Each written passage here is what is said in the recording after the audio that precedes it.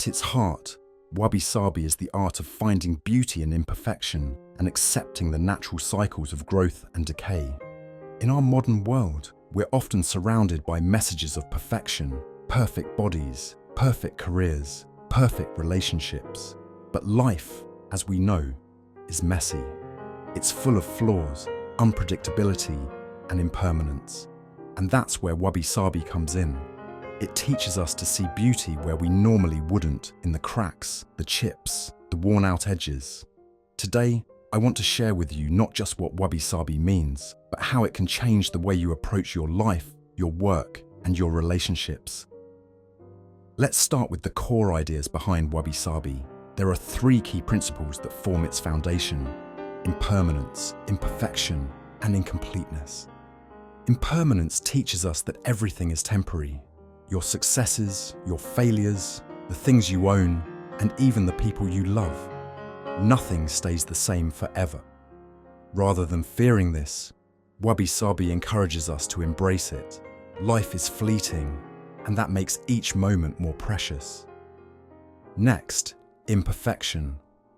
We live in a culture that prizes flawlessness. Whether it's a photo on Instagram or a presentation at work, we're taught that mistakes or flaws are signs of failure. But Wabi-Sabi flips that thinking on its head. It tells us that imperfections are not something to hide. They're something to celebrate. A cracked vase, a wrinkled face, a scratched table. Each tells a story of life lived. Lastly, incompleteness. The beauty of something that's unfinished or open to further growth. It's the idea that we are never truly done. Our work, our personal development, our projects, they're always evolving. So how does this ancient Japanese philosophy apply to our lives today? Let's start with something simple. The everyday objects around you. Look around your home. Are there things that you've wanted to replace because they're old or a little worn out? Maybe it's a chair with a scratch on it, a piece of clothing that's frayed, or a coffee mug with a small chip. Wabi-Sabi teaches us to appreciate these objects not despite their flaws, but because of them. In fact, there's an ancient Japanese practice called kintsugi, where broken pottery is repaired with gold. The cracks aren't hidden, they're highlighted, transformed into something beautiful. Imagine what it would be like if we applied that same mindset to our own lives. Instead of obsessing over hiding our flaws or mistakes, we could embrace them and allow them to enhance our character. In the age of fast fashion and constant upgrades, Wabi-Sabi invites us to slow down, to cherish the things we already own, and to find joy in their imperfections. Wabi-Sabi's lesson of imperfection goes beyond objects. It extends to how we see ourselves. So many of us struggle with feelings of inadequacy because we don't meet the impossible standards of beauty, success, or perfection set by society. Here's where Wabi-Sabi can offer a refreshing perspective. You are enough as you are. Your scars, whether physical or emotional, tell your story. Your struggles, your quirks, your perceived flaws, they're what make you uniquely you. Imagine applying this mindset to your daily life. How would it feel to stop comparing yourself to others, to stop chasing some unreachable standard of perfection? Instead, you could start seeing yourself as perfectly imperfect, a work in progress, just as you're meant to be. This shift in mindset can reduce a great deal of anxiety and pressure, especially in a world that constantly demands perfection. Self-compassion becomes easier when we stop expecting ourselves to be flawless. Another practical aspect of Wabi-Sabi is its connection to minimalism. In the West, minimalism often focuses on decluttering, living with less, and organizing our lives in a neat, streamlined way. But Wabi-Sabi minimalism is slightly different. It's not just about having less stuff, it's about creating space for meaning. Wabi-Sabi teaches us to live simply, not just for the sake of simplicity, but because simplicity allows us to focus on what truly matters. In your own life, you can practice Wabi-Sabi by curating your environment in a way that feels genuine. It's not about making your home look like a perfect minimalist Instagram photo. It's about surrounding yourself with things that bring you joy, even if they're not perfect. It's about creating a space that feels lived in, comfortable, and uniquely yours.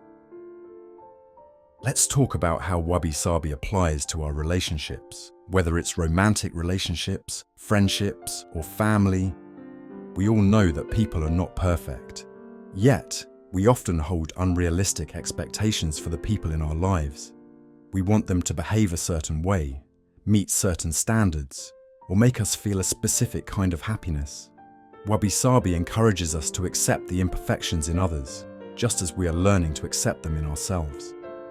Relationships are not meant to be flawless. They are messy, evolving, and sometimes broken. But, like kintsugi, the beauty of a relationship often comes from those cracks, the misunderstandings, the growth, the forgiveness. By practicing Wabi-Sabi in our relationships, we can learn to appreciate people for who they truly are, not who we wish they were. We can let go of the need for constant perfection and instead embrace the impermanence and imperfections that come with any human connection. One of the most beautiful expressions of Wabi-Sabi is found in nature. The cycles of growth, decay, and renewal are constant reminders of impermanence. A blooming flower, a fallen leaf, the changing seasons, they all reflect the passage of time, and there is beauty in every phase. In our fast-paced world, it's easy to forget to pause and appreciate these natural changes. Wabi-Sabi encourages us to reconnect with nature and find peace in its rhythms. You don't need to travel to an exotic location to experience this. You can practice Wabi-Sabi by simply observing a tree in your neighborhood, watching the clouds, or appreciating the way light changes throughout the day. Nature reminds us that change is inevitable, and rather than resisting it, we should flow with it.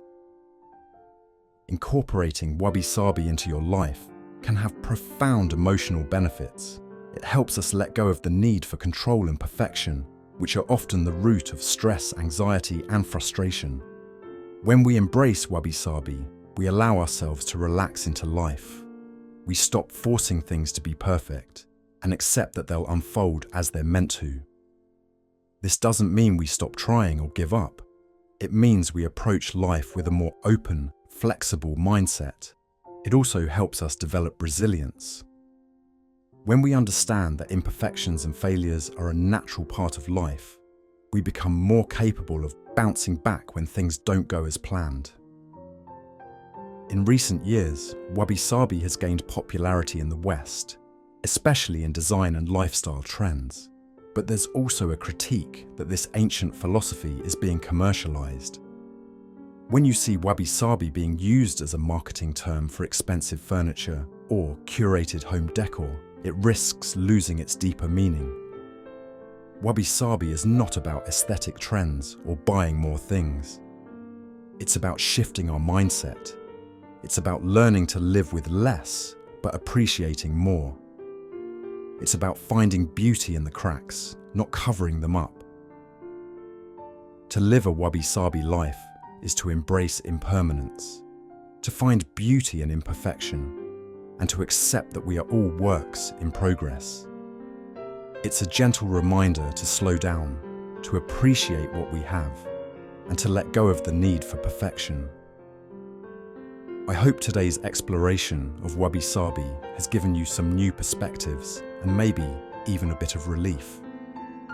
You don't need to be perfect. Life doesn't need to be perfect, and that, in itself, is where true beauty lies. Thank you for watching. If you found this video helpful, please like, subscribe, and let me know in the comments how you would incorporate Wabi-Sabi into your own life. See you in the next video.